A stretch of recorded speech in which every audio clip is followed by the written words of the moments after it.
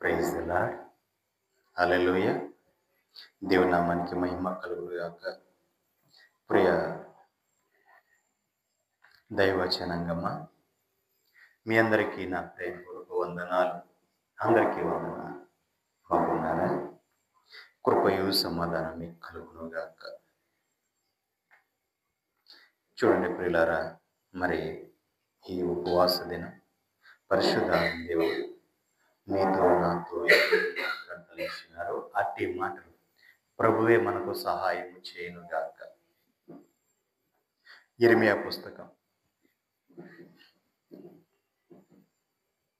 6వ అధ్యాయం 3వ వచనం ధ్యానించుకుందాం.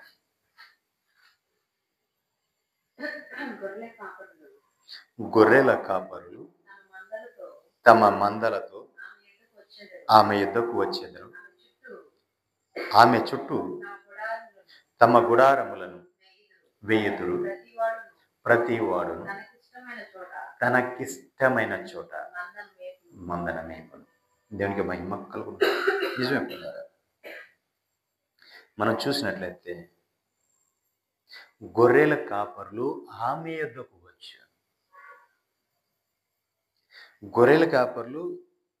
గొర్రెల కాపరులు తమ మందలతో ఆమె యొద్దకు వస్తున్నారు. దేవునికి మహిమ కలుగును. గొర్రెల కాపరులు తమ మందలతో ఆమె యొద్దకు వస్తున్నారు. ఆమె చుట్టూ కూడా తమ గుడారాలు వేసుకుంటారు. ప్రతివాడు కూడా తనకిష్టమైన చోట్ల మందలను మేపును. దేవునికి మహిమ కలుగునుగా. ఇక్కడ మనం చెప్పుకోవాల్సిన విషయం ఏంటంటే ఆమె యొద్దకు వచ్చు. గొర్రెల కాపర్లు తమ మందలను తీసుకొని ఆమె యొద్దకు వస్తున్నారు. ఆమె అంటే ఎవరు? ఒక స్త్రీ. ఆమె అంటే ఎవరు? ఇది అలంకరణ ప్రాయముగా అక్కడ రాయబడి ఉంది. ఆమె అంటే ఎవరో కాదు, యెరూషలేము. దేవునికి మహిమ కలుగును. యెరూషలేమే ఆమె అనబడింది అంటే యెరూషలేమే. ఆ యెరూషలేము గురించి రాశారు. గొర్రెల కాపర్లందరూ కూడా మందలతో ఆ యెరూషలేముకి వస్తున్నారు. అక్కడికి వచ్చిన ప్రతి వాడు కూడా తనకిష్టమైన చోట్ల మందన మేపుచున్నాడు. దేవునికి మహిమ కలుగును. తనకిష్టమైన చోట్ల మందన మేపుతున్నాడు. గొర్రెల కాపరులు ఏం చేస్తున్నారు? తమ మందలను తీసుకొని ఆమె దగ్గరికి యెరూషలేముకి వస్తున్నారు. యెరూషలేముకి వచ్చిన వారు ఏం చేస్తున్నారంటే తమకిష్టమైన చోట్ల మందలను మేపుచున్నారు. దేవునికి మహిమ కలుగును గాక. హల్లెలూయా. చూడండి పిల్లారా,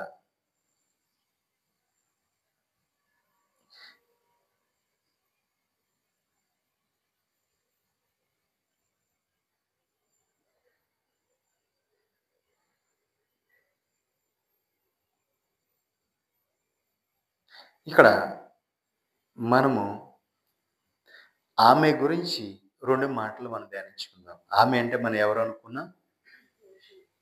యెరూషలేము గురించి మనం అనుకున్నాం. ఆమె అంటే యెరూషలేము అని ఉంది కాబట్టి ఆ యెరూషలేము గురించి 2 మాటలు ధ్యానించుకుందాం.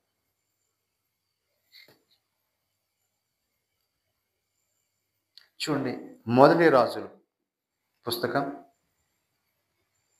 9వ అధ్యాయం 3వ వచనం 3వ లైన్ నుంచి మనం ధ్యానించుకుందాం.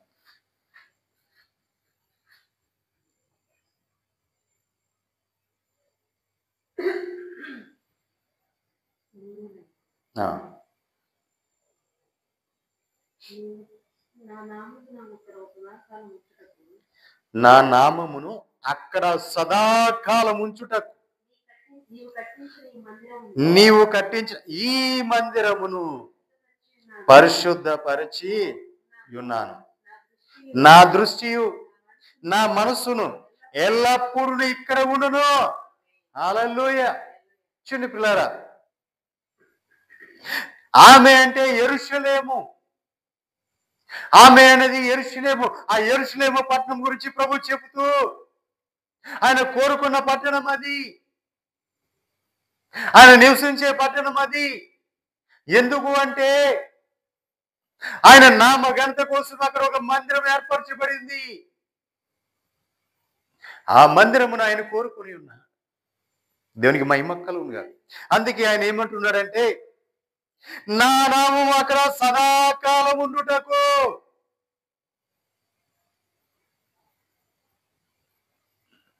నా నామం అక్కడ సదాకాలం ఉండుటకు ఈ మందిరమును పరిశుద్ధపరిచి ఉన్నాను. దేవునికి మహిమ కలుగునుగా.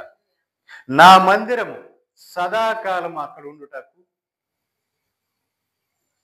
నా నామము సదాకాలం అక్కడ ఉండుటకు. ఆ మందిరానికి దేవుని నామం. ఇది దేవుని మందిరం, ఇది యెహోవా మందిరం, ఇది ప్రభు మందిరం.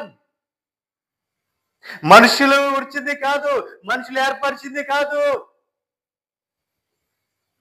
ఆయనే కోరుకున్న మందిరం ఇది. దేవునికి మహిమ కలుగు. నా నామము అక్కడ సదాకాలం ఉండుటకు ఈ మందిరమును పరిశుద్ధపరిచి ఉన్నాను. దేవునికి మహిమ కలుగునుగా. హల్లెలూయా. నీవు కట్టిన ఈ మందిరమును పరిశుద్ధపరిచి ఉన్నాను. దేవునికి మహిమ కలుగునుగా. దేవుడు కూడా ఈ మందిరము కట్టేటప్పుడు దేవుడు మాట ఇచ్చింది అదే మాట. నేను ఆ స్థలం పరిశుద్ధపరిచి ఉన్నాను, నువ్వు ఎక్కడికి వెళ్ళి అక్కడ నా మందిరం కట్టు. ఈ మందిరం కట్టడానికి, ఈ ఊరు రావడానికి ప్రభువారు చెప్పిన మాట ఏంటంటే, ఇదిగో నువ్వు ఆ ఊరు వెళ్ళి అక్కడ నువ్వు ఈ మందిరం కట్టు అన్నా. మందిరము కట్టు అన్నాడు. కట్టు అంటే, ప్రభువా మరి ఆ ఊరు వెళ్ళిన మందిరం ఎక్కడ కట్టాలి ప్రభువా అంటే, ఈ స్థలంలో కట్టమని ఈ స్థలాన్ని నాకు చూపించారు. అంతేకాదు, ఈ స్థలము సుమారుగా ఒక 12 సంవత్సరాల క్రితం ఇక్కడ ఒక పెద్ద మందిరం ఉంది. ఈ మందిరం కాదండి, పెద్ద మందిరం ఉంది ఇక్కడ, చాలా పెద్ద మందిరం ఉంది ఇక్కడ. నా దర్శనంలో చూశాను నేను అప్పుడు సేవ ప్రారంభంలో, సేవలో ఇంకా నేను సేవలోకి రాక మునిపే చూశాను ఈ దర్శనాన్ని. పెద్ద మందిరం ఉంది. కానీ ప్రభువారు తర్వాత చెప్పిన మాట ఏంటంటే, ఈ మందిరంలో నువ్వు ఆ స్థలంలోనే మందిరము కట్టాలి. ఏ స్థలము ప్రభు అంటే ఇదే స్థలం చూపించారు.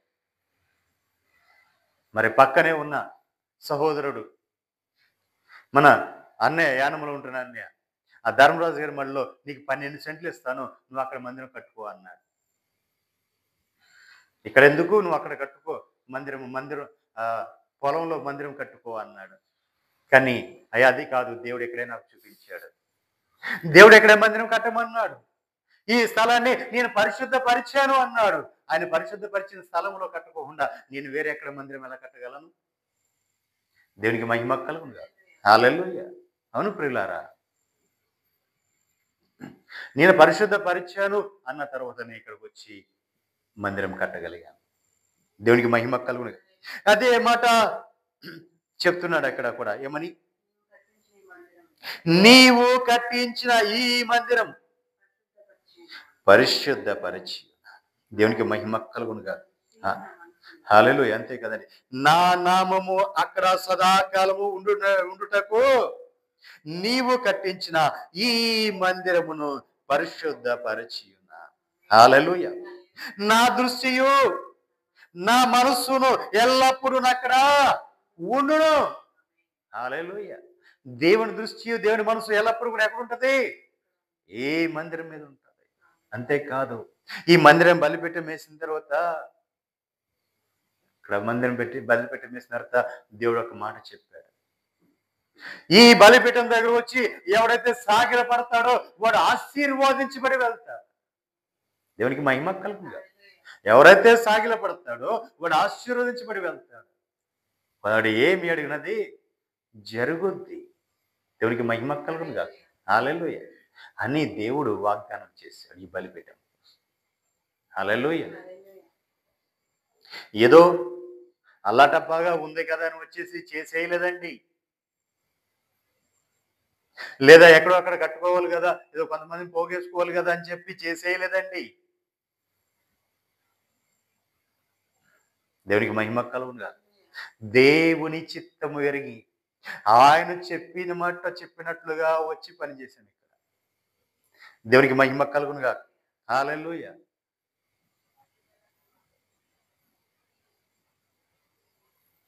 అలాంటి మందిరం మీదే తిరుగుబాటు జరుగుతుంది. దేవునికి మహిమ కలుగునుగా. హల్లెలూయా. నిజం పిల్లారా. చూడండి, కొంచెం లోతుగా వెళ్దాం.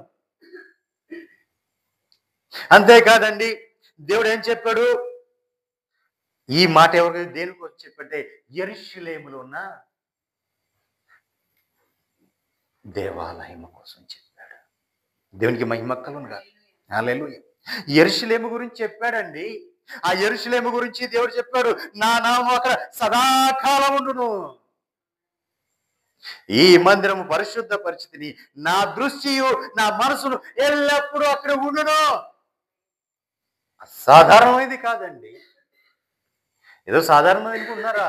లే లే లే రాబో కాలంలో తెలుస్తుంది. ఈ రోజు తెలియకపోవచ్చు. ఈ రోజు కళ్ళు మూసిపోయి ఉండొచ్చు, అంధకారం కలిగి ఉండొచ్చు. చూస్తున్నాను పేరు ఉంది కానీ నువ్వు గుడ్డివాడిగా ఉండొచ్చేమో, కానీ రాబో కాలంలో దాని ప్రభావం ఏంటో తెలియబోతుంది.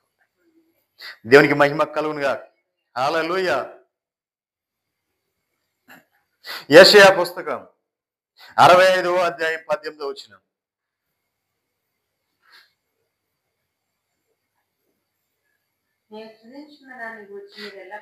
నేను సృజించుచున్న దానిని గూర్చి మీరు ఎల్లప్పుడూ హర్షించి ఆనందించుడి. నిశ్చయముగా నేను యెరూషలేమును ఆనందకరమైన స్థలముగాను ఆమె ప్రజలను హర్షించు వారిని గాను సృజించుచున్నాను. దేవునికి మహిమ కలుగునుగా. చూడండి, ఆ యెరూషలేము కూడా దేవుడు ఏం చెప్తున్నాడంటే, నేను ఎల్లప్పుడూ కూడా నేను సృజించిన దానిని గురించి మీరు ఎల్లప్పుడూ కూడా ఆనందించాలి. నిశ్చయంగా నేను యెరూషలేమును ఆనందకరంగా చేశాను. దేవునికి మహిమ కలుగునుగా. ఆ యెరూషలేమును ఆనందకరమైన స్థలముగాను ఆమె ప్రజలకు హర్షించు వారిని గాను సృజించిన నేను యెరూషలేమును గూర్చి ఆనందించెదను, నా జనులను గూర్చి హర్షించెదను. దేవునికి మహిమ కలుగునుగా. హల్లెలూయా. యెరూషలేమును గురించి దేవుడే ఆనందిస్తానని చెప్తున్నాడండి. అది ఎవరి పట్టణం? మహారాజు పట్టణం అండి యెరూషలేము. యెరూషలేము గురించి ప్రార్థన చేయాలి. దేవునికి మహిమ కలుగునుగా. ప్రియులారా, కొంతమంది అనుకుంటూ ఉంటారు, ఏమని? మేము వెళ్ళే మందిరమే అది మందిరము, మేము వినే వాక్యమే వాక్యము, మేము వెళ్ళే సేవకుడే సేవకుడు. దేవునికి మహిమ కలుగునుగా. హల్లెలూయా. చూడండి పిల్లారా, దేవుని మందిరం అనబడింది, దేవుని నామం దానికి ప్రదర్శించబడింది. అది ఎన్నటికి మందిరమే. ఒక్కదానికి కాదు, ఎన్నటికి కూడా అది మందిరమే. అది పరిశుద్ధపరచబడింది. దేవునికి మహిమ కలుగునుగా. హల్లెలూయా.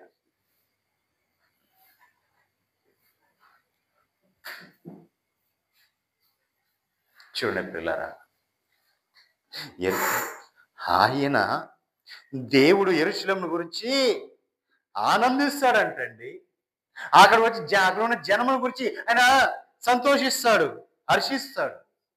దేవునికి మహిమ కలుగునుగా. హల్లెలూయా. ఆయన సృజించింది, ఆయన నిర్మించింది, ఆయన దాన్ని ఆనందకరమైన స్థలముగా మార్చేశాడు. దేవునికి మహిమ కలుగునుగా. ఇంతటి ఖ్యాతి పొందిన యెరూషలేము, ఇంత ప్రఖ్యాతి పొందిన యెరూషలేము, ప్రపంచ దేశాల్లోనే యెరూషలేము ఒక పేరుగాంచిన దేశం. యూదా దేశం, ఇశ్రాయేల్ దేశంలో ఉన్న ఆ యెరూషలేము పేరుగాంచినది, ఆ పట్టణం పేరుగాంచినది.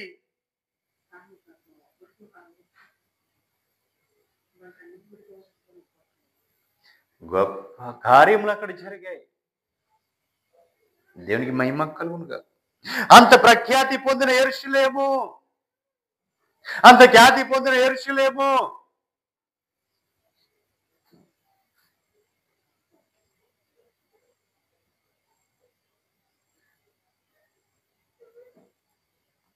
ఆ యెరూషలేము ఏమైపోయింది? ఎంతో పేరు పొందిందండి, ఎంతో ప్రత్యేకత పొందిందండి. ఒక విధంగా చెప్పాలంటే కొంచెం లోతులోకి వెళ్తే ఆ యెరూషలేము ఎవరో కాదు, నీవే. దేవునికి మహిమ కలుగునుగా. ఆ యెరూషలేము నీవే. నిన్నే కోరుకున్నాడు దేవుడు. నిన్ను చూసి ఆయన హర్షిస్తున్నాడు, నిన్ను చూసి ఆయన ఆనందపడుతున్నాడు, నిన్ను చూసి ఆయన సంతోషపడుతున్నాడు. కొంచెం లోతుకు వెళ్దాం, వాక్యం లోతుకి. ఆ యెరూషలేము అనబడిన నిన్ను చూసే, నీ కట్టడం చూసే, నిన్ను చూసి నువ్వు అత్యంతంగా అలంకరంగా అత్యంత అందంగా నువ్వు కట్టబడ్డావు అని చెప్పి నిన్ను చూసి ఆయన హర్షిస్తున్నాడు, ఆయన చూసి సంతోషపడుతున్నాడు.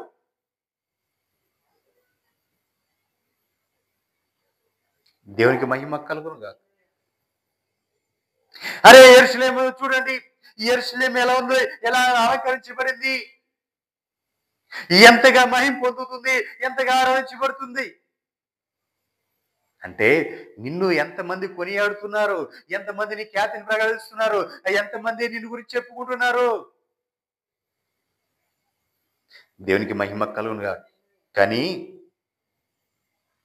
ఒక రోజున యెరూషలేము ఘోరమైన పాపము చేసెను, అందుచేతను అది అపవిత్రురాలయను. ఏం చేసిందండి? ఘోరమైన పాపం చేసింది. ఏంటిది? యెరూషలేము. యెరూషలేము ఘోరమైన పాపం చేసి అది అపవిత్రురాలుగా మారిపోయింది.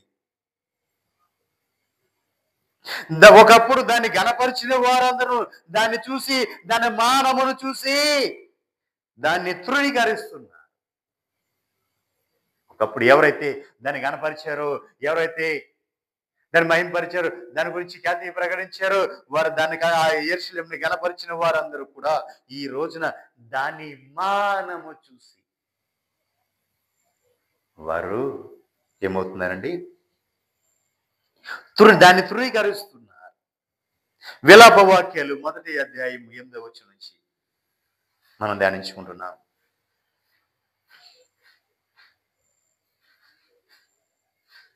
వారందరూ దాని మానము చూసి తృణీకరిస్తున్నారు.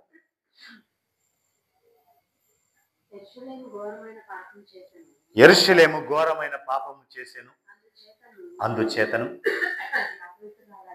చూడండి, యెరూషలేము అనబడిన నీవు ఘోరమైన పాపం చేసావు దేవుని దృష్టిలో. దేవుని దృష్టిలో ఘోరమైన పాపం చేసావు కాబట్టి అందుచేత అపవిత్రురాలుగా మారిపోయావు. అప్పటి వరకు నిన్ను కనపరిచిన వారందరూ కూడా నీ మానము చూసి నిన్ను తృణీకరిస్తున్నారు. అంతేకాదు ఆ యెరూషలేము ఏం చేస్తుంటే నిట్టూర్పులు విడుచుచు వెనకకు తిరుగుచుంది. దాని అపవిత్రత దాని చెంగుల మీదే ఉంది. దేవునికి మహిమ కలుగునుగా. అది అందరూ కూడా ఇప్పుడు నిట్టూర్పులు విడిచి ఉపయోగం ఏముంది చెడిపోయిన తర్వాత? ఒకప్పుడు పరిశుద్ధంగా ఉన్నావు, రోషంగా ఉన్నావు, పౌరుషంతో ఉన్నావు, దేవుని భక్తిలో ఉన్నావు, దేవునితో సాంగత్యం చేసి ఆ రోషము కలిగి ఉన్నావు. ఈ రోజున తప్పిపోయావు, జారిపోయావు, పడిపోయావు. ఆ రోజు అందరూ కొనియాడిన వారే ఈ రోజు నిన్ను చూసి హేళన చేస్తున్నారు, నవ్వుతున్నారు, అపహాస్యం చేస్తున్నారు.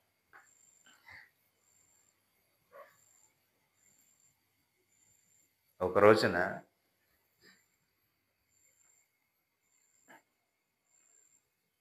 అత్యున్నత స్థానంలో ఉన్న కెరూబు, అందరికంటే మిన్నగా కొనియాడబడిన కెరూబు, ఎంతో శ్రేష్టమైన రాళ్లతో పొదగబడిన కెరూబు,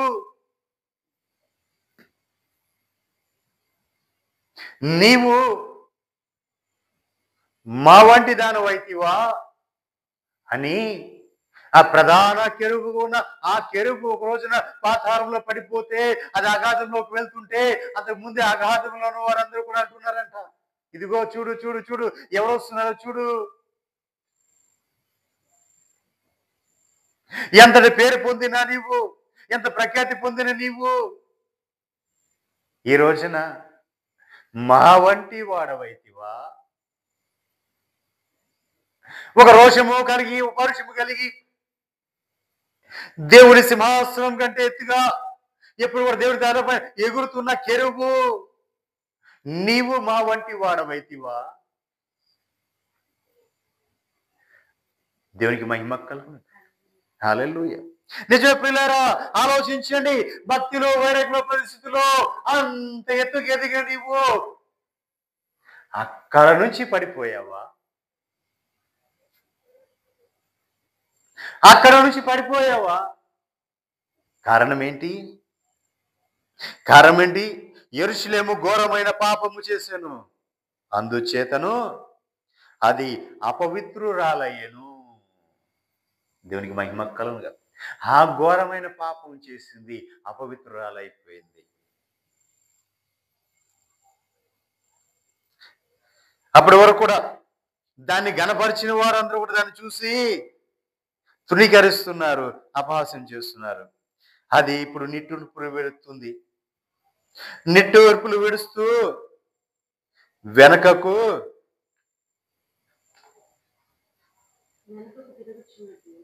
నిట్టూర్పులు విడుస్తూ వెనకకు తిరుగుచుంది. దాని అపవిత్రత దాని చెంగుల మీదే ఉంది. దాని కడవరి స్థితి అది జ్ఞాపకం చేసుకొనకుండా, దాని కడవరి స్థితి అది జ్ఞాపకం చేసుకోవట్లా. అది ఎంతో వింతగా అది ఎంతో వింతగా హీన దశ చెందుకుంది. దానిని ఆదరించి వాడు ఒక్కడును లేకపోయాను.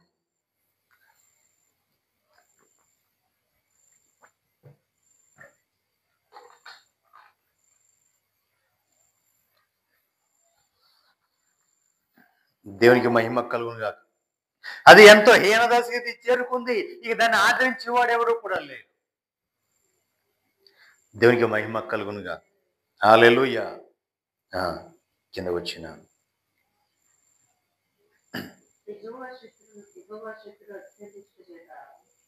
7వ వచనానికి రండి. యెరూషలేము పూర్వకాలమున, చూడండి, యెరూషలేము పూర్వకాలంలో తనకు కలిగిన శ్రేయస్సు నంతటిని జ్ఞాపకము చేసుకుంటుంది. దానికి కలిగిన శ్రమ అనుభవ కాలమును నందు దానికి కలిగిన శ్రమ అనుభవ కాలమునందు సంచార దినముల యందు సహాయము చేయవారెవరును లేక దాని జనము శత్రువు చేతిలో పడినప్పుడు విరోధులు దాన్ని చూసి విశ్రాంతి దినములను బట్టి దాన్ని అపహాస్యం చేస్తున్నారు. హల్లెలూయా. ఒకరోజు రోషంగా వెళ్ళింది, ఒకప్పుడు పౌరుషంగా వెళ్ళింది, దేవుని సన్నిధిలో నిలబడిన ఆ యెరూషలేము ఈ రోజున అపహాస్యం చేస్తున్నారు అందరూ కూడా.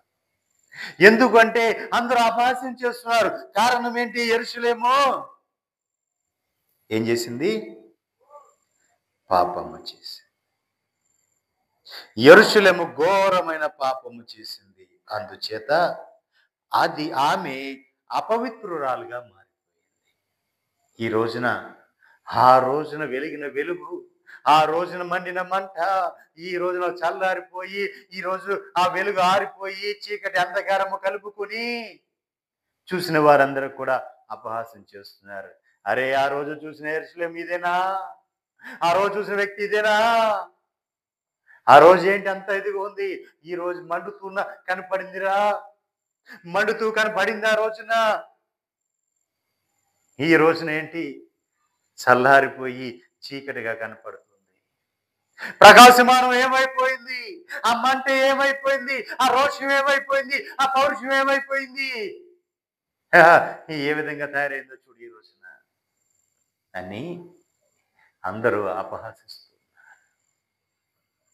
దేవునికి మహిమ కలుగును గాక. హల్లెలూయా.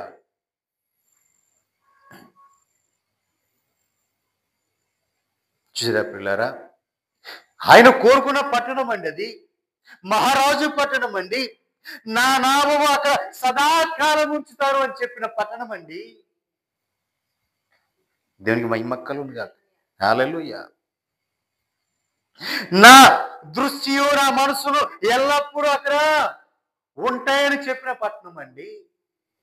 మరి ఆ పట్టణమే పడిపోయింది. ఆ పట్టణమే ఈ రోజున పడిపోయింది. దేవునికి మహిమ కలుగును గాక. హల్లెలూయా. నిజమే ప్రియులారా.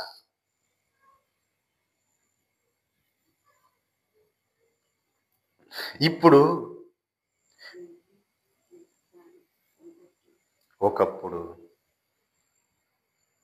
ఒకప్పుడు దేదీప్యమానంగా వెలిగిన ఆ పట్టణం, ఒకప్పుడు ఎంతో పేరు ప్రఖ్యాతులు కలిగిన ఆ యెరూషలేము అనబడే నీవు ఈ రోజున పడిపోయింది. నీ ఆధ్యాత్మిక స్థితి చల్లారిపోయింది, నీ భక్తి చల్లారిపోయింది, నీ విశ్వాసం చల్లారిపోయింది, నీరు గారిపోయింది. దేవునికి మహిమ కలుగును గాక. హల్లెలూయా. కారణం ఏంటంటారు? కారణం ఏంటంటారు? ఈరోజు నిన్ను చూసి అందరు నవ్వుతున్నారంటే కారణం ఏంటి? దేవునికి మహిమ కలుగును గాక. హల్లెలూయా. ఏమిటిలారా, శత్రువు నీ మీద వేసిన బాణాలు, అపవాది నీ మీద వేస్తున్న మాటలోనే బాణాలు. ఏదో శత్రు బాణాలు వేస్తున్నంటే ఆ విల్లు పట్టుకొని బాణాలు వేసేయటం కాదండి. అనేకులను ప్రేరేపించి నీ మనసును పాడు చేస్తున్నాడు. దేవునికి మహిమ కలుగును. హల్లెలూయా. పాడైపోయింది.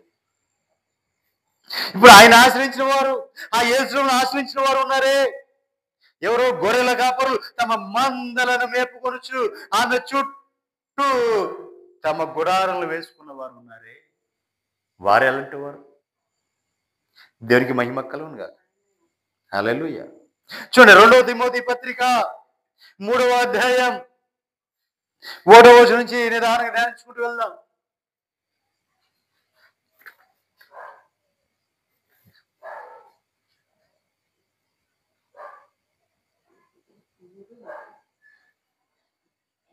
రెండవ తిమోతి పత్రిక 3వ అధ్యాయం 1వ వచనం నుంచి 5 వచనాలు. అంత్య దినములలో, చూడండి, అంత్య దినములలో అపాయకరమైన కాలంలో వచ్చును. అంటే అంత్య దినాలంటే ఎప్పుడు అనుకుంటున్నారు? ఇప్పుడు జరుగుతుంది. అంచె దినాలే. అంచె దినాల్లో మనం ఉన్నాం. ఆఖరి గడిలో ఉన్నాం. కృపాకాలం ముగి అంచులలో మనం ఉన్నాం. ప్రియులారా, ఈ క్షణమో మరుక్షణమో ఆయన రావడానికి సిద్ధంగా ఉన్నాడు. అన్ని కూడా సిద్ధంగా ఉన్నాయి. ప్రవచనాలు నెరవేరిపోయాయి. అన్ని సిద్ధంగా ఉన్నాయి. వీళ్ళ యెరూషలేము దేవాలయం కట్టలేదు అనుకుంటున్నారేమో. దాన్ని కట్టడం వారికి పెద్ద పని ఏమీ కాదు. వాళ్ళకున్న టెక్నాలజీతో అన్ని సిద్ధపరిచి ఉంచారు. అక్కడ అన్ని కూడా సిద్ధపరిచి ఉంచారు, ముందుగానే సిద్ధంగా ఉన్నాయి. ఇక అక్కడ మందిరము నిలబెట్టడం ఒకటే ఆలస్యం. దేవునికి మహిమ కలుగును గాక. అది వారికి ఇప్పుడున్న టెక్నాలజీ ప్రకారం పెద్ద విషయమేమీ కాదు. ఆయన రాకడ గడి ఆసన్నం అయిపోయింది. ఆ క్షణం ఆసన్నం అయిపోయింది. ఈ క్షణమా మరుక్షణమా, ఈ రోజా రేపా, సిద్ధంగా ఉంది పిల్లలు. మనం అంచె దినములలో ఉన్నాం. అపాయకరమైన దినంలో ఉన్నాం. హానికరమైన దినములలో మనం ఉన్నాం. ఈ మంచి దినాలు అనుకుంటానికి లేదు.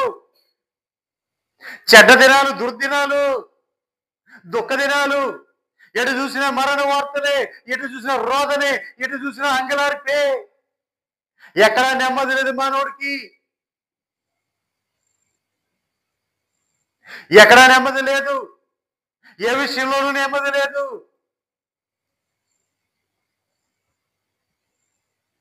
దేవునికి మహిమ కలుగును గాక. ఏ విషయంలోనూ మానవుడికి నెమ్మది లేదు. ఎక్కడ కూడా నెమ్మది లేదు. నిజం ప్రియులారా, మనం ఏ దినాల్లో ఉన్నాం? అంత్య దినముల్లో ఉన్నాం. అపాయకరమైన దినంలో ఉన్నాం. హానికరమైన దినాలలో మనం ఉన్నాం. తల్లిని పిల్ల నమ్మడానికి లేదు, పిల్ల తల్లిని నమ్మడానికి లేదు, ఒకరొకరు నమ్ముకుంటానికి లేదు. ఒకరంటే ఒకరు కూడని పరిస్థితి వచ్చేస్తుంది. దేవునికి మహిమ కలుగు. స్వార్థం, అసూయ, ద్వేషం, కలహం, మత్సరం ఇవి ఎక్కువైపోయాయి. నరుల్లో ఇవి ఎక్కువైపోయాయి. నాది నేను, నాది నాది నాది, నేను నేను నేను, కేవలం ఇది మాత్రమే. ఎంత కష్టపడ్డా ఉపయోగం లేని పరిస్థితి. కష్టపడి సంపాదించుకుని రూపాయి కూర పెట్టుకుని రేపొద్దు నువ్వు తింటాను అంటే గ్యారెంటీ ఉందా? ఈరోజు నేను నెమ్మదిగా ఉన్నాను అనుకుంటా గ్యారెంటీ ఉందా? నెమ్మది లేని జీవితం, సంతోషం లేని జీవితం, సుఖం లేని జీవితం, ఎంత ఉన్నా ఉపయోగం లేని జీవితం. దేవునికి మహిమ కలుగుగాక.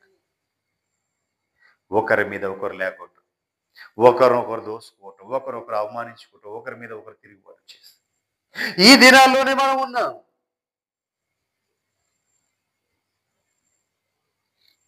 దేవునికి మహిమ కలుగునుగా. కింద వచ్చిన ఎలాగనగా మనుషులు స్వార్థ ప్రియులు.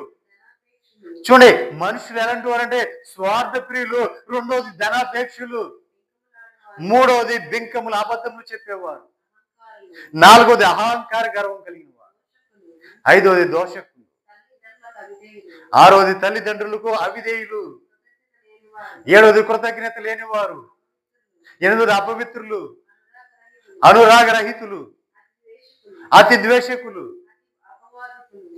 అపవాదకులు, అజితేంద్రియులు, క్రూరులు, సత్యద్వేషకులు, ద్రోహులు, మూర్ఖులు, గర్వాంధులు, దేవుని కంటే సుఖ అనుభవం ఎక్కువగా ప్రేమించు. దేవునికి మహిమ కలుగును. ఇవన్నీ కూడా లేవా? నరుల్లో లేవా? ఇవి ప్రతిదీ నరుల్లో ఉంది, నీలోనూ ఉంది. ఈ రోజున దేవుని కంటే కూడా సుఖానుభవం ఎక్కువైపోయింది. ప్రతి మానవులోనూ సుఖానుభవం ఎక్కువైపోయింది. దేవుడి కంటే సుఖానుభవం. యేసు ప్రభువా కష్టపడ్డా, మా కోసం కష్టపడ్డా, మంచిది, మా కోసం ఆయన కష్టపడ్డాడు, ఒప్పుకుంటా. మరి దేవుడి కోసం నువ్వు ఏమైనా చేస్తావా? ఆ దేవుడే మా కోసం చేయాలి తప్ప మేము దేవుడి కోసం ఏం చేస్తాం? దేవుడు ఇవ్వాలి, కానీ దేవుడికి ఇవ్వం. ఎందుకంటే మనం సుఖంగా జీవించాలంటే మనకు అన్నీ కావాలి. దేవునికి మహిమ కలుగునుగా. సుఖానుభవం ఎక్కువైపోయి, అజేంద్రియం ఎక్కువైపోయి, మచ్చలు, కలవరము, ద్వేషము, స్వార్థము, అసూయ ఇవి ఎక్కువైపోయాయి. దేవునికి మహిమ కలుగునుగా. హల్లెలూయా.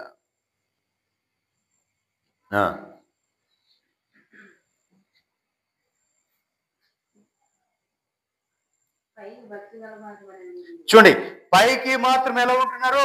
భక్తి కలిగిన వారు లా ఉంటున్నారు. దాని శక్తిని ఆశ్రయించిన వారు ఉన్నారు. అంటే దాని శక్తిని వాళ్ళు పొందుకోలేదు. పైకి భక్తి పరులే, భక్తి చూడంగానే భక్తి పరులా కనపడుతున్నారు. ఎంతో భక్తి పరులు రా బాబు అనుకుంటాం. ఎంతెంతో దూరం వెళ్తూ ఉంటాం. ఎక్కడెక్కడో ఉంటాడు సేవకుడు, అక్కడికి వెళ్తూ ఉంటాం, భక్తి పరులు అనుకుంటాం. కానీ దాని యొక్క శక్తిని వారు ఆశ్రయించట్లా, దాని శక్తిని వారు అనుభవించట్లా. వేషం ఇదంతా కూడా. పైకి భక్తి పరులు అనే వేషం. దేవునికి మహిమ కలుగునుగా. పైకి భక్తి పరులు అనే వేషం వేసుకున్నవారండి వీళ్ళంతా కూడా.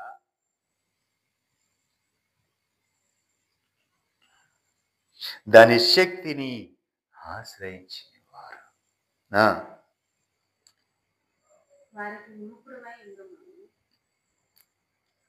ఆలోచన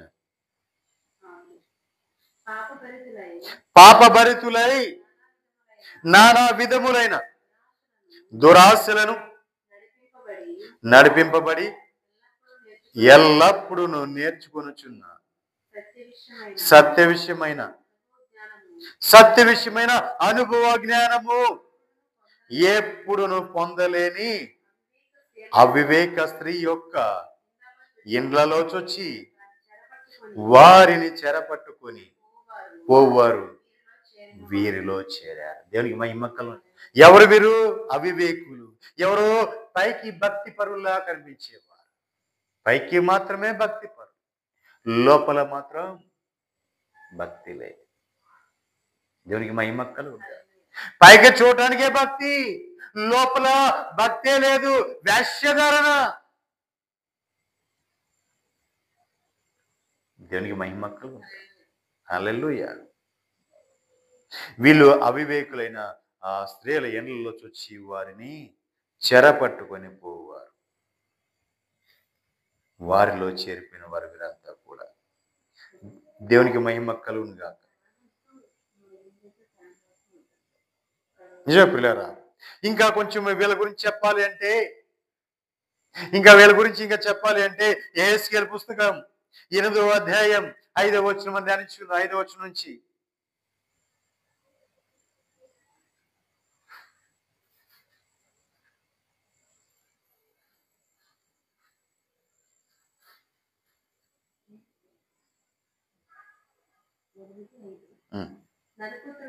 చూడండి. నరపుత్రుడా, ఉత్తర వైపు నువ్వు తేర చూడు. యెహోవా సెలవిచ్చాడు యెహెజ్కేలుకి. ఓ యెహెజ్కేలు, ఇదిగో నీ ఉత్తర వైపు తేర చూడు అని చెప్పాడు దేవుడు. యెహెజ్కేలు ఉత్తర వైపు తేర చూసినప్పుడు చూసారా పిల్లరా? ఉత్తరం వైపున బలిపీఠపు గుమ్మము లోపల రోషము పుట్టించు అవి విగ్రహం ఒకటి కనపడింది. దేవునికి మహిమకలుగా. రోషము పుట్టించు బలిపీఠపు గుమ్మపు లోపల. ఉత్తరం వైపున చూస్తే రోషము పుట్టించు విగ్రహం ఉంది. ఎక్కడా? మనం చెప్పుకున్న భక్తి, పైకి భక్తి పరులుగా, పైకి భక్తి గలవారని ఉండి దాని శక్తిని ఆశ్రయించలేని వారు ఉన్నారే, ఆ యెరూషలేము అనబడిన వారు ఉన్నారే, వారు. దేవునికి మహిమ కలుగును గాక. ఆ చుట్టూతూ కూడా యెరూషలేము చుట్టూ గుడారాలు వేసుకుని ఉన్నారే, మందలను తోలుకుని వచ్చారే, వారు పైకి ఎలా కనపడుతున్నారండి? భక్తి పరులుగా కనపడుతున్నారు. వాళ్ళ హృదయములో చూస్తే విగ్రహం ఉందంట. రోషము పుట్టించే విగ్రహం. వారి హృదయంలో ఏముంది? రోషము పుట్టించే విగ్రహం ఉంది. తప్పిపోవటానికి కారణాలు చెప్తున్నారు. అంటే దేవుడి కంటే ప్రథమ స్థానము ఇంకా ఎవరికి ఇచ్చినది? నీలో విగ్రహమే. నువ్వు ఎవరికి ఇచ్చినా, దేవుడి కంటే ప్రథమ స్థానం ఎవరికి ఇచ్చినా అది నీలో విగ్రహమే. ఆఖరికి నీ భర్త అయినా కానీ, నీ బిడ్డ అయినా కానీ, ఎవరికి ఇచ్చినది? విగ్రహం. ఆయనకే ప్రథమ స్థానం ఇవ్వాలి. దేవునికి మహిమ కలుగును. హల్లెలూయా. ఎక్కడ స్థానం? ఎక్కడండి? బలిపీఠపు గుమ్మం దగ్గరే. అక్కడి నుంచి లోపలికి చూస్తే రోషము పుట్టించే విగ్రహం ఉంది. దేవునికి మహిమ కలుగును గాక.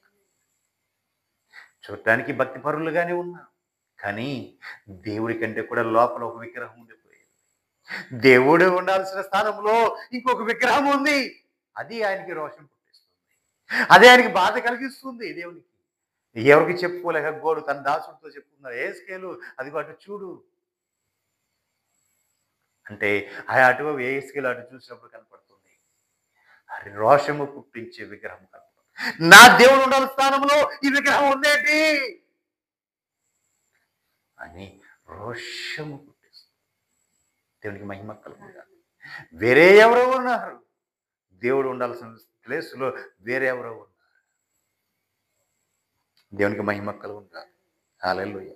కింద వచ్చిన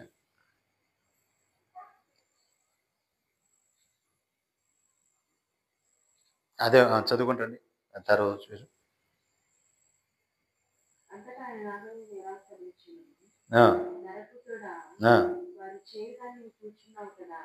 నరపుత్రుడా, నీవు వారు చేయుచున్నది చూస్తున్నావు కదా, నా పరిశుద్ధ స్థలమును నేను విడిచిపోనట్లుగా ఇశ్రాయేలులు ఇక్కడ చేయు అత్యధికమైన ఏ కృత్యములో చూసి తిని. దేవునికి మహిమ కలుగును. నరపుత్రుడా, ఇదిగో నరపుత్రుడా, నీ ఇటువైపు చూడు, నా పరిశుద్ధ స్థలము నేను విడిచిపోనట్లుగా ఇశ్రాయేలులు ఇక్కడ చేయుచున్న అత్యధికమైన ఏ కృత్యములు చూసితివా. ఎంత బాధపడుతున్నాడా దేవుడు. ఆయన స్థలాన్ని ఇప్పుడు ఎవరు, దేవుడు ఉన్న ఆ స్థలాన్ని ఆయన విడిచిపెట్టిపోవాలి. నేను ఉన్న స్థలాన్ని విడిచిపెట్టిపోనట్లుగా ఇశ్రాయేలు ప్రజలు చేస్తున్న ఆ హేయ కృత్యములు చూసితివా అంటున్నాడు దేవుడు. దేవునికి మహిమ కలుగునుగా, దేవునికి మహిమ కలుగునుగా. హేయ కృత్యములు ఉన్నాయంట. అంటే దేవుని స్థలం అది. మనం ఏం కోరుకున్నాం, యెరూషలేము గురించి ఏం చెప్పుకున్నాం ముందుగా, నా నామము అక్కడ సదాకాలం ఉంచుతాను, నేను దాన్ని పరిశుద్ధపరిచి ఉన్నాను, నా దృష్టియు నా మనస్సును ఎల్లప్పుడూ అక్కడ ఉండును అని చెప్పబడిన మందిరమేనా అది. యెరూషలేము నేను ఆనందిస్తున్నాను, దాన్ని చూసిన వారందరూ ఆనందిస్తారు అని చెప్పబడిన యెరూషలేమేనా అది. నా కుమార్తె చూడు నా కోసం ఎంత రోషము కలిగి ఉందో, నా కుమారుడు చూడు నా కోసం ఎంత రోషము కలిగి ఉన్నాడో.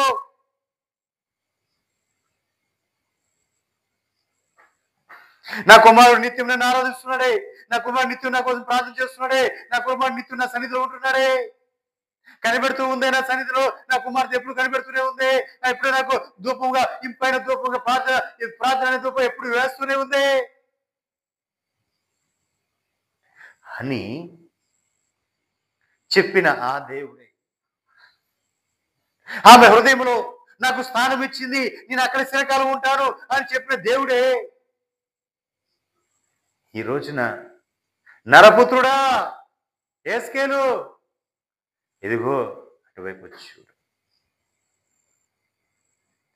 నా స్థలమును నేను అక్కడ నివసింపుకోకుండా నా స్థలమును నేను విడిచిపెట్టిపోనట్లుగా ఇశ్రాయేలు ఇక్కడ అత్యధికమైన హేయ క్రియలు చేస్తున్నారు. అంటే దేవుడు ఉన్న స్థలం, దేవుడు ఉన్న స్థలాన్ని ఆయన విడిచిపెట్టి వెళ్ళిపోయేటట్లుగా నీవు అక్కడ అత్యధికమైన హేయమైన క్రియలు చేస్తుంటా. దేవుడు ఎలా నిలబడతాడు అక్కడ. దేవునికి మహిమ కలుగునుగా. అంతేకాదు, ఇదిగో ఇదిగో ఈ తట్టు తిరుగు, ఈ తట్టు తిరిగి చూడు అని చెప్పినప్పుడు ఆ తట్టు తిరిగినప్పుడు అక్కడ చూస్తే అక్కడ ప్రాకేడివి సకల జంతువులు ఆకారములు గోళ్ళ మీద కనపడుతున్నాయి. సకల జంతువుల ఆకారములు పాకేటివి అన్ని కూడా హేయమైన కూడా ఆ గోళ్ళ మీద కనపడుతున్నాయి. క్రూర జంతువులు గోడ మీద కనపడుతున్నాయి. అవన్నీ ఎక్కడ? దేవుని మందిరములు. దేవునికి మహిమ కలుగునుగా. అంటే వాళ్ళ స్వభావం ఎలా ఉందో చూడండి. విశ్వాసము, భక్తి, పైకి మాత్రం భక్తి గలవారులోనే కనపడుతున్నారు. దేవుడి సన్నిధికి వెళ్తున్నారు, దేవుడి సన్నిధిలో ఉంటున్నారు. వాళ్ళ యొక్క కుయుక్తులు మార్చలా, వారి కుళ్ళు మార్చబడలా, వాళ్ళు ఎదుటి వారిని బాధ పెట్టడము, ఎదుటి వాడిని గాయపరచడము మానలా, ఎదుటి వాడిని అభాసం చేయటం మానలా, ఏది మానలా. కానీ భక్తి పరులు మందిరానికి వెళ్తున్నారు. దేవునికి మహిమ కలుగును గాక. హల్లెలూయా. దేవుడే ఆ స్థలంలో విడిచిపెట్టి వెళ్ళిపోయేటట్లుగా వారు అంత రోత ఏమని క్రియలు చేస్తున్నారు. చూసి ఆయన అసహించుకొని ఇంకేం ఆ స్థలంలో ఆయన వండుకొని వెళ్ళిపోవాలి అన్నట్లుగా చేస్తున్నారు. ఇంకా ఆ స్థలంలో చూస్తే, గోడల వైపు చూస్తే, ఆ గోడల మీద ఏమున్నాయి? ప్రాకేడివి సకల జంతువుల ఆకారములను, ఏమైన మృగముల ఆకారములను, ఇశ్రాయేలు దేవతల యొక్క విగ్రహములన్నీ గోడల మీద వ్రాయబడి కనపడే. దేవునికి మహిమ కలుగు. అంటే ఇశ్రాయేలు యొక్క ఏయమైన దేవతలు అవన్నీ కూడా గోడల మీద దేవుడికి ఎక్కడండి? దేవుని మందిరములోనే. అంటే దేవుని మందిరం అంటే నీలోనే, నీ హృదయములోనే. ఓ యెరూషలేము అనబడిన స్త్రీ, ఓ యెరూషలేము అనబడిన పురుషుడా, నీలోనే ఇవన్నీ కూడా ఉన్నాయి. దేవుడికి విరోధమైన నీలోనే ఉన్నాయి. ఆయన అసహించుకునేవి నీలోనే ఉన్నాయి. దేవునికి మహిమ కలుగునుగా. హల్లెలూయా.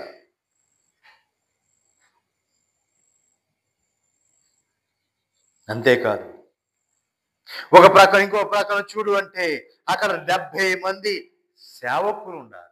ఎంతమంది అండి? 70 మంది సేవకులు ఉన్నారు. 70 మంది సేవకులు. వాళ్ళందరూ ధూపార్తులు పట్టుకుని ఉన్నారు. దేవునికి మహిమ కలుగునుగా. చూడండి ఆ మాట చూడండి, 11వ వచనంలో ఉంది ఆ మాట.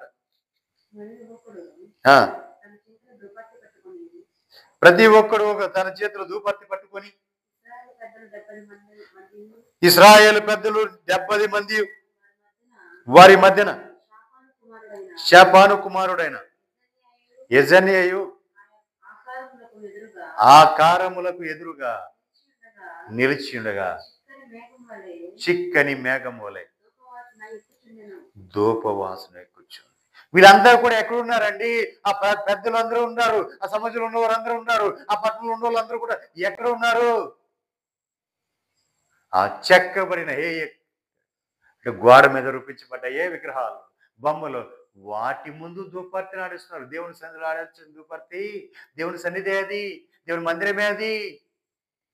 కానీ గోడలకు ఉన్న వాళ్ళు వేసిన బొమ్మలకి ధూపర్తి పట్టుకున్నారు 70 మంది. దేవునికి మహిమ కలుగునుగా. హల్లెలూయా. 16వ వచనం.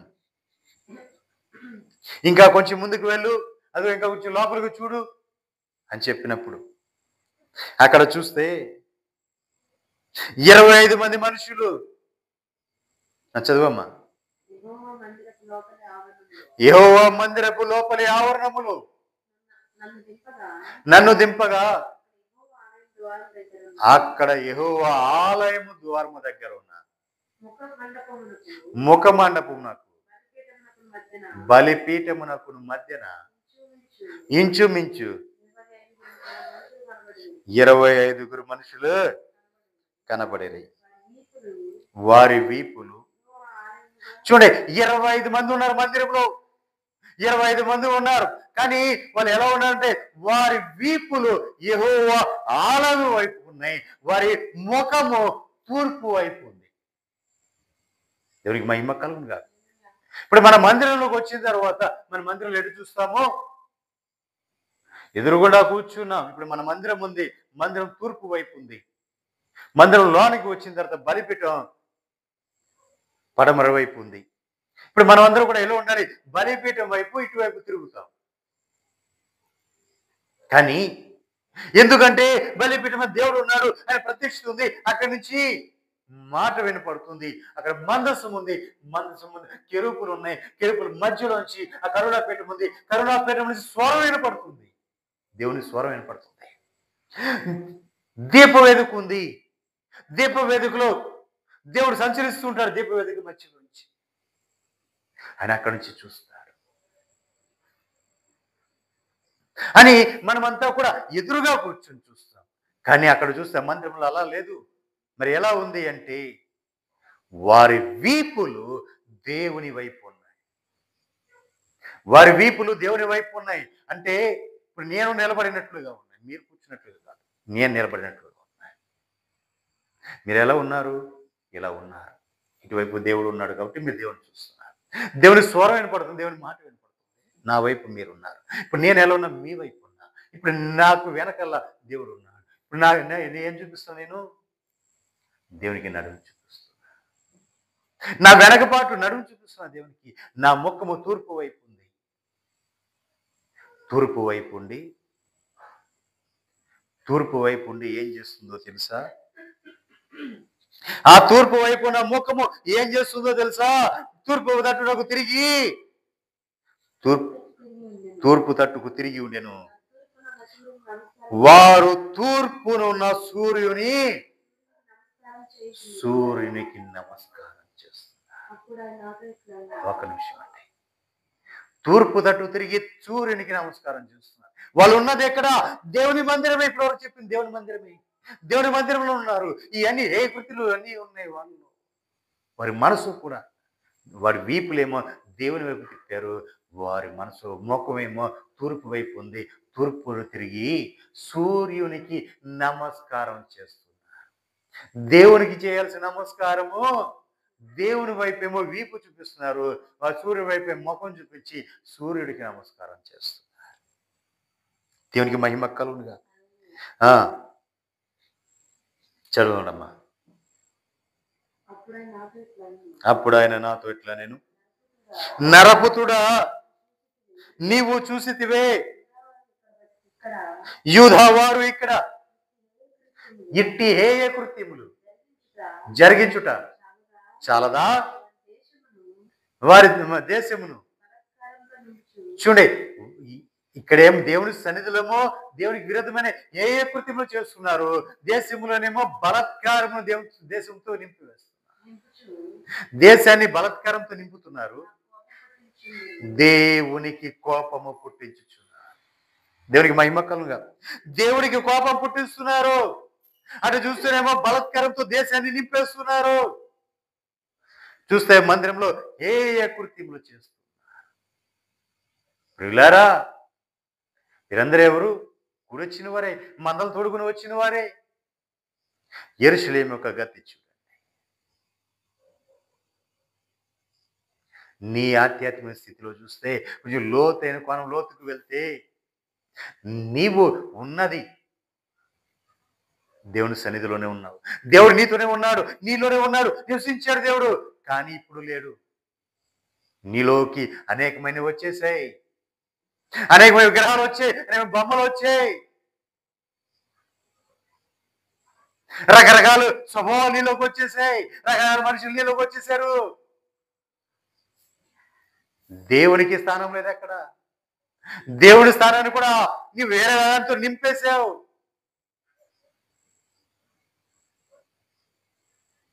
దేవునికి మహిమ కలుగును కాదు. హల్లెలూయా. దేవుడే ఆయన స్థానమును విడిచిపోయినట్లుగా ఇశ్రాయేలు అక్కడ అత్యధికమైన కృత్యములతో పాపము చేశారు. దేవునికి మహిమ కలుగును కాక. నిజమే పిల్లారా, దేవుని సన్నిధిలోనే ఉంటున్నా, దేవునితోనే ఉంటున్నా. లోకంతో కలిసిపోయి, లోకలతో కలిసిపోయి, ఇక లోకలకు వేరే జీవన పోయి వాళ్ళతోనే కలిసిపోయావు నువ్వు. ఈ రోజున దేవునికి దూరం అయిపోయావు. దేవునికి దూరం అయిపోయావు ఈ రోజున.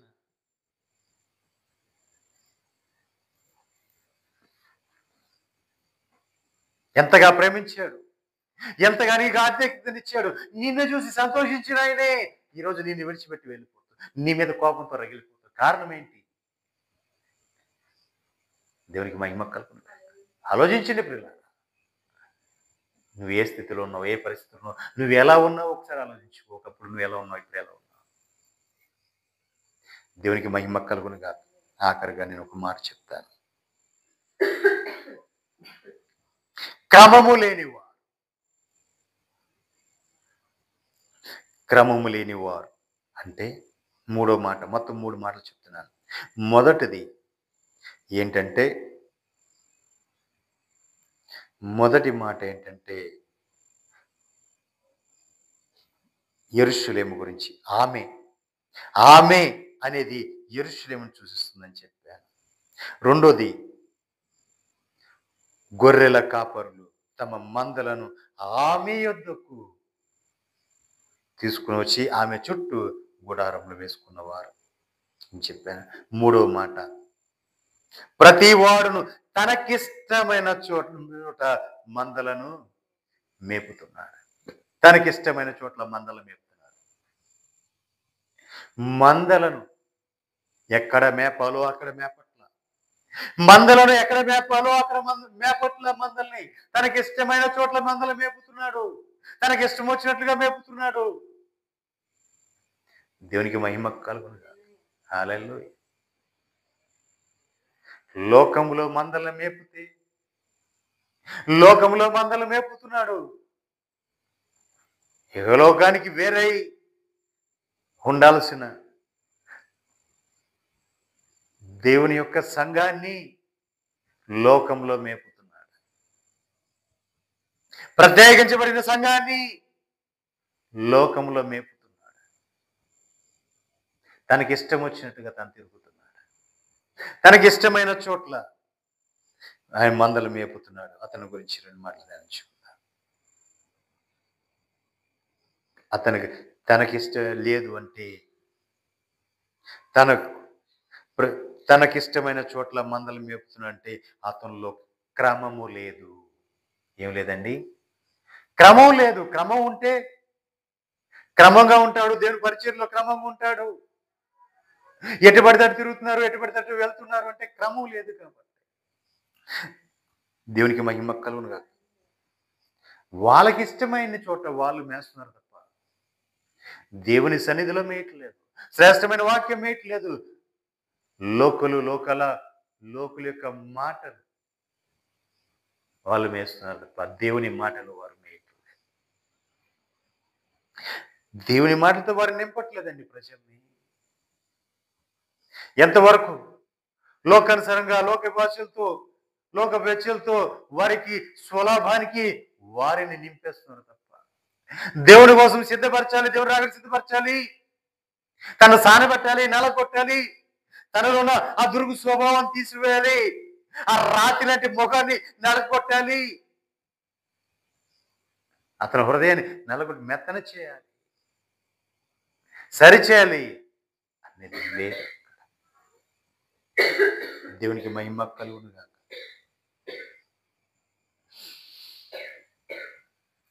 ఇర్మియా పుస్తకం 5వ అధ్యాయం 3-4 వచనాలు. వారు ఎలాంటి వారంటే, ఇర్మియా పుస్తకం 5వ అధ్యాయం 3-4 వచనాలు.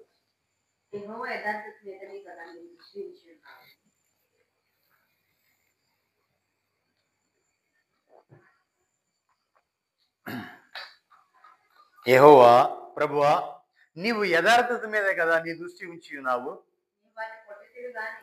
నీవు వారిని కొట్టితివి కానీ వారికి దుఃఖం కలగలేదు. వారిని క్షీణింపచేసి ఉన్నావు కానీ వారు శిక్షకు లోబడనుకున్నారు. రాతి కంటే తమ ముఖములను కఠినముగా చేసుకుని మల్లుటకు. చూసారా పిల్లరా? రాతి కంటే కఠినంగా వారి ముఖాలని కఠినం చేసుకున్నారు. ఒక్కొక్కరు చూస్తే ఎంత కఠినాత్ములోనండి. మంచిగా అమ్మ బాగున్నావా అని చెప్పినా సరే ముఖం ఏదైనా సొమ్మేమో తింటున్నావా, ముఖం తిప్పుకొని వెళ్ళిపోతూ ఉంటారు. దేవునికి మహిమ కలుగునుగా. హల్లెలూయా. ఎంత కఠినమో ఆ ముఖాలు, ఎంత కఠినం. ఒక్కొక్క ముఖం చూస్తే ఎంత కఠినంగా ఉంటాయో. దేవునికి మహిమ కలుగునుగా. హల్లెలూయా. సేవకుడు ఆశ ఏంటి? అందరూ బాగుండాలి, అందరూ సుఖంగా ఉండాలి, అందరూ దేవుని సన్నిధిలో ఉండాలి, అందరూ కూడా దేవునితో సాంగత్యం కలిగి ఉండాలి, ఆయన రాకడికి అందరూ ఎత్తబడాలి. నీ సంఘమా నా సంఘమా, ఏ సంఘమైనా ఇదే. దేవునికి మహిమ కలుగునుగా. ఒక్కొక్కడు ఉంటాడు, వాడు ఏకంగా ఏం చేస్తాడంటే ఇక ఆ సేవకుడు ఆ సంఘం తప్ప ఇక ఎవరితో మాట్లాడకూడదు కూడా. అట్లా మాట్లాడితే వారి మీద శాపాలు వచ్చేస్తే వారు నాశనం అయిపోతారు, వారి కుటుంబం పతనం అయిపోతారు. కారణం ఏంటి? సేవకుడు పలికే పలుకు ఎటువైపు మళ్ళిస్తున్నావు, ఎటువైపు నడిపిస్తున్నావు.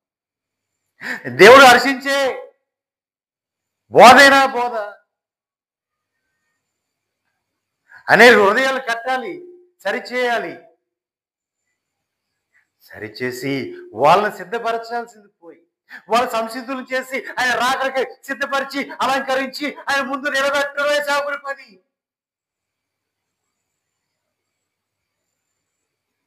సువార్థికుడికి ఏం తెలుసు అండి బాధ? అభిషేక్తుడికి భారం ఉంటది. అభిషేకించబడిన వాడికి భారం ఉంటుంది. భుజాల మీద భారం మొయ్యాలి. ఈ వ్యక్తిని సిద్ధపరచాలి, ఈ వ్యక్తిని ప్రభు నిలబెట్టాలి, ప్రభు ముందు నిలబెట్టాలి. అగేముంది, 4 మాటలు చెప్పేసి పోయేవాడు, టైం పాస్ చేసేవాడు. దేవునికి మహిమ కలుగునుగా. ఇక వెనక ముందు కూడా, అయ్యా మేము వెనక్కి వెళ్ళే ముందుకు వెళ్ళాం. ఎందుకంటే ముందు నువ్వు వెనక పోయి అన్నట్టు ఉంటది అభిషేకించబడి సేవకుడి యొక్క పరిస్థితి. కానీ సువార్థికుడికి ఏముంది? అతని మీద అభిషేకం లేదు, ఏమీ లేదు. ఏదైనా 4 మాటలు చెప్పుకుంటా వస్తుంటాడు టైం పాస్కి. లేదా ఇంకా సోలాపానికి వస్తుంటాడు, ఆకర్షించుకొని 4 మాటలు చెప్పి, మాయ మాటలు చెప్పి దోచుకోవడానికి వస్తుంటారు. దేవునికి మహిమ కలుగునుగా. అందరూ అట్లా ఉండలేరండి, కొంతమంది ఉంటారు.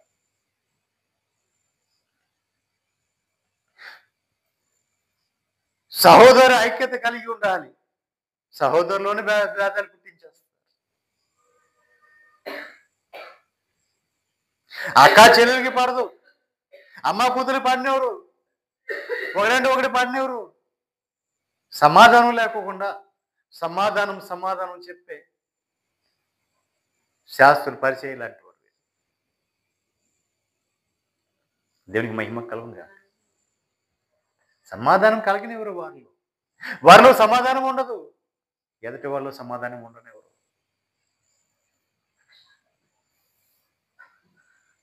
ప్రభు సన్నిధికి సిద్ధపరచాలి.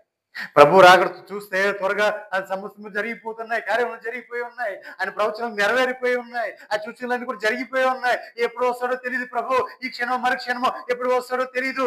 కాబట్టి ఉన్న వారిని సిద్ధపరచాలి కదా. అలా సిద్ధపరిచేవాడి మీదేమో రాళ్ళు వేయటం, అలా సిద్ధపరిచేవాడినేమో తృణీకరించడం, అవమానించడం. ఎందుకంటే మరి కట్టేది లోకానుసారం కదా, లోకులు కదా. లోకము ఎలా ఉందో లోకము దాని వైభవము దాన్ని చూపించి జనాలందరూ మాయ చేయటమే కదా. సత్యంలోకి వెళ్ళనీయట్లేదు. సత్యంలోకి వెళ్ళని వాడు సర్వసత్యంలోకి ఎప్పుడు వెళ్తాడండి? అంతా అయిపోయాక విడబడిన తర్వాత 7 ఏండ్లు రోదన, మహారోదన, శ్రమలు, మహాశ్రమలు, అవన్నీ తట్టుకొని తాలుకొని నిలబడి అప్పుడు ఎత్తబడతావా? తట్టుకొని తాలుకోవడానికి వీలు లేదు, అక్కడ ఆస్కారం లేదు. అయినా అవన్నీ తట్టుకొని తాలుకొని రోషం కలిగి ఎక్కడో నిలబడ్డావు అనుకో, ఎత్తబడిన సంఘంలో, జ్యేష్ఠ సంఘంలో, ప్రథమ సంఘంలో, వధువు సంఘంలో ఉన్నావుగా. ఆ సంఘం ఏమో పెళ్లి కుమార్తె సంఘంగా ప్రభు ప్రక్కన నిలబడితే నువ్వు ఎక్కడో మారుమూల ఉండి చూడాల్సిందేగా.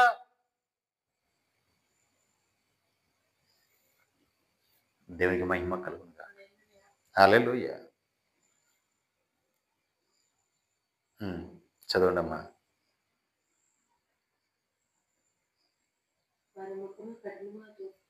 వారు ముఖములను కఠినంగా చేసుకొని ఉన్నారు, మల్లుటకు. నిజమే, వారు మల్లుకోవడానికి, సత్యంలోకి రావడానికి రారేక మొక్కలు కఠినం, రాతి వరకు కఠినం చేసుకొని ఇక ఎన్నో కూడా వారు తిరగ మల్లరేకట్టు. దేవునికి మహిమ కలుగునుగా. నేను ఎట్లా అనుకుంటున్నా, వీరు, నేను అనుకోవడం అంటే వీరు ఎన్నిక లేని వారు అని ఇర్మియా అంటున్నారు. వీరు ఎన్నిక లేని వారై ఉండి యెహోవా మార్గమును, మన దేవుని న్యాయ విధిని ఎరుగక యహీనులై ఉన్నారండి, బుద్ధిహీనులై ఉన్నారంట. దేవునికి మహిమ కలుగునుగా. యెహోవా న్యాయ విధులను ఎరుగక, దేవుని మార్గములను, యెహోవా న్యాయ విధులను ఎరుగక వారు బుద్ధిహీనులై ఉన్నారు. అందుకే మొఖములు రాతి వలి కఠినం చేసుకొని వాళ్ళు మలట్లేదు హేతు. దేవునికి మహిమ కలుగునుగా. జంతువులైన పశువులైన మలతేమో కానీ ఈ మనలో దేవునికి మహిమ కలుగును గాక. హల్లెలూయా. 5వ వచనం. గనులైన వారి యొద్దకు పోయేదను, వారితో మాట్లాడదను. వారు యెహోవా మార్గమును, తమ దేవుని న్యాయ విధిని ఎరుగునే వారయుందురు కదా అని అనుకుంటే, చూడండి, నేను ఈ సేవకుడు చిన్న సేవకులే, ఈ సేవకుడు చిన్నవాడే, గనుడైన సేవకుడు ఉన్నారు, వాళ్ళ దగ్గరికి నేను వెళ్తా, అక్కడికి వెళ్ళి దేవుడి మార్గాలు వాళ్ళు ఎరిగిన వారు కాబట్టి నేను అక్కడికి వెళ్తా అనుకుంటుంటా. అక్కడికి వెళ్తే ఏమైందో, అయితే ఒక్కడు కూడా తప్పకుండా వారు ఎలా ఉన్నారంటండి, కాడిని విరిచిన వారిగాను, కట్లను తెంపుకున్న వారిగాను ఉన్నారు. చూడండి ప్రియులారా, దేవుని కాడి మోయాల్సిన కాడిని, ఆ కాడిని విరగొట్టేసి ఆ మెరకట్టిన ఆ కట్లను ఎందుకు ఏం చేస్తామండి? బండి లాగాలన్నా, నాగలి దున్నాలి, ఏం చేస్తాం? ఎందుకు మెడ మీద కాడేసి పరిపేసి కడతాం. ఆ కాడిని ఎరకొట్టేసి ఆ కట్టినే తెంపేసిన వారు వారి దగ్గరికి వెళ్ళి మనం తెలుసుకుందామంటే ఎక్కడ సరిపోద్ది? వారు ఎందుకంటే ఆ కాడిని ఎరకొట్టారంటే దేవుడి మీద తిరుగుబాటు చేశారు. వారు కట్టలు విప్పారంటే వారు బహుగా విశ్వాసఘాతకులుగా మారిపోయారు. దేవునికి మహిమ కలుగును. చూసే దేవుని మీద తిరుగుబాటు చేసి విశ్వాసఘాతకులుగా మారిపోయారు. కనుక అరణ్యములోంచి వచ్చిన సింహము, ఎక్కడ కాదండి, అరణ్యములోంచి వచ్చిన సింహం వాళ్ళని చంపుద్ది. అడవి తోడేలు వారిని నాశనము చేస్తారు. చిరతపులి వారి పట్టణము యొద్ద పొంచి ఉండును. వాటిలోంచి బయలుదేరి ప్రతి వాడును చేల్చబడతారు. ఇదే గతి.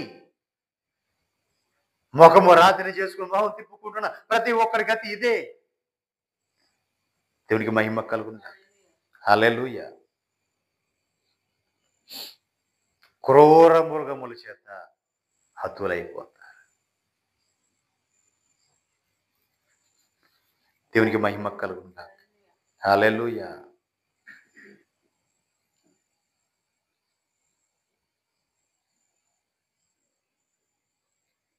చూడండి, దేవుడు ఒక మాట అంటున్నాడు. 5వ అధ్యాయం మొదటి వచనంలో ఒక మాట ఉంది. యెరూషలేము వీధులలో ఇటు అటు పరిగెట్టచ్చు. చూడు, యెరూషలేము వీధిలోకి వెళ్ళు, ఇటు అటు పరిగెట్టి చూడు, నువ్వు తెలుసుకో. దాని రాజ్య వీధులలో విచారణ చెయ్యి, న్యాయము జరిగించుచు నమ్మకముగానుండ ప్రయత్నించుచున్నా ఒక్కడు మీకు కనపడిన ఎడల దేవుడు దాన్ని క్షమిస్తాడంట. అంటే ఒక్కడు కూడా లేడని అర్థం. అక్కడ దేవుడికి మహిమ కలుగును గాక. ఒక్కడు కూడా అక్కడ లేడంటండి. ఒకవేళ ఒకడు ఉన్నా సరే నేను క్షమించేస్తా అంటున్నాడు అంటే ఆ ఒక్కడు కూడా అక్కడ లేడు అనే కదా అర్థం. దేవునికి మహిమ కలుగును గాక. హల్లెలూయా. నిజం పిల్లారా, 4వ అధ్యాయం మొదటి వచనం. ఇదే యెహోవా వాక్కు, ఇశ్రాయేలు, నీవు తిరిగి రానుద్దేశించిన ఎడల నా యొద్దకే రావలెను. నీవు ఇటు అటు తిరుగుట మాని నీ హేయ క్రియలను నా సన్నిధి నుండి తొలగించి సత్యమును బట్టి, న్యాయమును బట్టి, నీతిని బట్టి యెహోవా జీవము తోడని ప్రమాణము చేసిన ఎడల జనములు ఆయన యందు తమకు ఆశీర్వాదము కలుగును అనుకుంటారు. దేవునికి మహిమ కలుగు. దేవునికి మహిమ కలుగును గాక. హల్లెలూయా. నీవు తిరిగి రానుద్దేశించినారలా నా యొద్దకే రావాలను దేవుడు చెప్తున్న మాట. ఓ యెరూషలేమా, ఇటు అటు తిరుగుతున్న జనాంగమా, నీవు రానుద్దేశించేలా తిరిగి నా యొద్దకే రా, నా యొద్దకే రావాలను. నీవు ఇటు అటు తిరుగుతూ మరి నీ ఏ క్రియలను ఆ, నువ్వు ఇటు అటు తిరుగుట మాని నీ హేయ క్రియలు దేవుని సన్నిధిని తొలగించుకోవాలి. సత్యమును బట్టి, న్యాయమును బట్టి, నీతిని బట్టి యెహోవా జీవము తోడని ప్రమాణము చేయాలి. దేవునికి మహిమ కలుగుగా. న్యాయమును బట్టి, సత్యమును బట్టి, నీతిని బట్టి నువ్వు యెహోవా జీవము తోడని ప్రమాణం చేసి ఆయన వైపు మలుకొని ఆయన వైపు తిరిగి ఆ సత్యంలోకి నువ్వు వస్తే అప్పుడు నువ్వు ఆస్వాదించబడతావు. దేవునికి మహిమ కలుగుగా. ఆయన ఉగ్రత నుంచి నువ్వు తప్పించబడతావు. ఆయన కోపర్త నుంచి నువ్వు విడిపించబడతావు. పాపము చేసిన నీవు, దేవుని కంటే సుఖానుభవం కలిగిన నీవు, దేవునికి వాళ్ళ స్థానంలో వేరే ఎవరినో నిలుపుకున్న నీవు, తప్పిపోయిన నీవు, యెరూషలేమని పిలబడిన నీవు తిరిగి మల్లుకొని నా ప్రభు సన్నిధికి వస్తే నా ప్రభు నిన్ను క్షమించి నిన్ను ఆశీర్వదించబోతున్నాడు. దేవునికి మహిమ కలుగునుగాక. హల్లెలూయా. ప్రియులారా, మన కడవరి దినాల్లో ఉన్నాం, అంచి కాలంలో ఉన్నాం, అపై కాలంలో మనం ఉన్నాం. మనల్ని మనం సరి చేసుకోవాలి, మనం సరి చూసుకోవాలి. మనకి ప్రథమ స్థానమైన ప్రభువుకి మన స్థానాన్ని ఆయనకి అప్పగించాలి. ఆయన్ని మనలో చేర్చుకొని ఆయన చిత్తానికి మనం లొంగిపోవాలి. దేవునికి మహిమ కలుగునుగాక. గొర్రెల కాపరులు తమ మందలతో ఆమె యొద్దకు వచ్చెదరు, ఆమె చుట్టూ తమ గుడారములను వెయ్యుదురు. ప్రతివాడు తనకిష్టమైన చోట్ల మందలను మేపును. దేవునికి మహిమ కలుగునుగాక. నిజం, మనకిష్టం మన చిత్తం అంటూ మనదంటూ ఏమి ఉండకూడదండి. మందను మేపాలన్నా కన్నీరు విడాలి, ఆయన సన్నిధిలో కనిపెట్టాలి.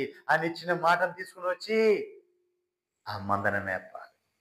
పేతురు నా మందను మేపు, పేతురు నా గొర్రెలను కాయి, పేతురు నా గొర్రెలను మేపు. దేవునికి మహిమ కలుగునుగాక. హల్లెలూయా. మందను మేపాలి. ఆయన వచ్చే ఉపదేశం పట్టుకునేవాళ్ళు, ఆయన మాటను పట్టుకుని వచ్చి మేపాలి. దేవునికి మహిమ కలుగు. ఇష్టం వచ్చినట్లుగా ఇటు అటు అటు ఇటు తిరుగులాడటం కాదండి. ఇష్టం వచ్చినట్లుగా అటు ఇటు తిరుగులాడుతూ అక్కడిక్కడ మేపడం కాదండి. దేవునికి మహిమ కలుగు. నేను ఒక మాట వింటానండి, ఆశ్చర్యకరంగా ఉంటుంది నాకు. నేను ముందుగా సిద్ధపరచుకొని వచ్చాను ఈ వాక్యం, కానీ ఇక్కడికి రాగానే మారిపోయింది. కారణం ఏంటి? కారణం ఏంటి? ముందుగా సిద్ధపరచుకుని వచ్చిన వాక్యం ఇక్కడికి బలిపెట్టి వెక్కగానే మారిపోయిందండి అని చెప్తుంటారు చాలా మంది. అది వీరి నుంచి మారిపోయిందా, దేవుడు మార్చాడా? దేవునికి మహిమ కలుగునుగాక. హల్లెలూయా. ముందుగానే సిద్ధపరుస్తాడని సమస్తం ఎరిగిన వాడే కదా. అప్పటికప్పుడే మార్చేవాడు ఎలా అవుతాడు? అప్పటికప్పుడు ఎలా మారిపోతుంది? ముందుగానే ఎరిగినవాడు కదా. ఆ రోజున ఎవరు వస్తారు, ఎవరు కావాలి, ఎవరికి ఏం కావాలి అన్ని సంవత్సరం కూడా ఎరిగినవాడు కదా, నడిపించేవాడు ఆయనే కదా. మరి ఎలా మారిపోతుంది? దేవునికి మహిమ కలుగు. ఆలోచించాలి ప్రియులారా. రకరకాల అంటే మనసు కలిగినవి, మనకు కలిగినవి మనము సంఘాల మీద రుద్దేసి, యెరూషలేము అనబడిన సంఘం మీద మనమే రుద్దేసి, మన సంఘాల మీద మనం రుద్దేసి, మన ముద్ర మనం రుద్దుకుంటూ ఉంటాం.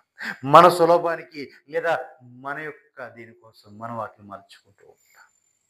అసలు దేవుని చిత్తము జరగదు, కానీ మన స్వచిత్తాన్ని మనం జరుపుకుంటూ ప్రతి సంఘములోనూ ఇదిగో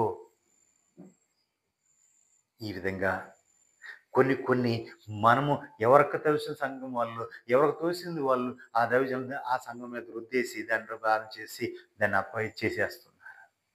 అసలు దేవుని చిత్తం ఏంటో, ఆయన యొక్క ప్రణాళిక ఏంటో, ఆయన చిత్తం ఏంటో అది ఆయన మనసరిగి ఎవరు బోధించలేకపోతున్నారు. మా సంఘంలో ఉంటే ఇలాగ ఉండాలి, మా సంఘం అయితే ఇలాగ ఉండాలి, మరి దేవుని సంఘం, దేవుడు ఏం చెప్పాడు అదే చెప్పాడా? దేవునికి మహిమ కలుగునుగా.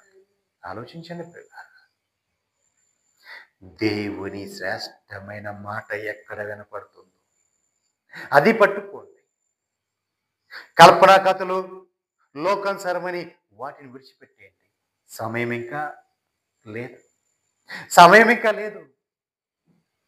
సమయము లేదు. కాబట్టి మనము హానికర అపాయకర దినాల్లో ఉన్నాం. అంచికాల దినాల్లో మనం ఉన్నాం. కాబట్టి మనకు మనము సరి చేసుకొని ఏది మేలైనదో, ఏది యుక్తమైనదో, ఏది ఆయన చిత్తమైనదో దాన్ని కనిపెట్టి, దాన్ని పట్టుకుని, దాన్ని వెంబడించి పరిగెట్టు. దేవునికి మహిమ కలుగునుగా. హల్లెలూయా. అట్టి కృప పరిశుద్ధాత్మ దేవుడు మనకు అనుగ్రహించునుగా. ఆమేన్. మరి ప్రియులారా, ఆదివారం యథావిధిగా ఆయా సంఘాల్లో ఆరాధన జరుగుతాయి. పునరుత్థాన ఆరాధన జరుగుతాయి. మీ అందరికీ నా ప్రేమపూర్వక వందనాలు. మిమ్మల్ని ఈ వాక్యం ఆదరిస్తున్నట్లయితే అనేకులు షేర్ చేయండి, అనేకులు తెలియచేయండి. తప్పక పాలుపంపులు పొందండి. మీ అవసరతలు ఏమున్నా మాకు వాట్సాప్ నెంబర్ ఉంది, దానికి మెసేజ్ పెట్టండి. ఆ మెసేజ్ పెట్టండి, నేను ఖచ్చితంగా మీకోసం ప్రార్థన చేస్తాను. మీ అందరికీ ప్రేమపూర్వక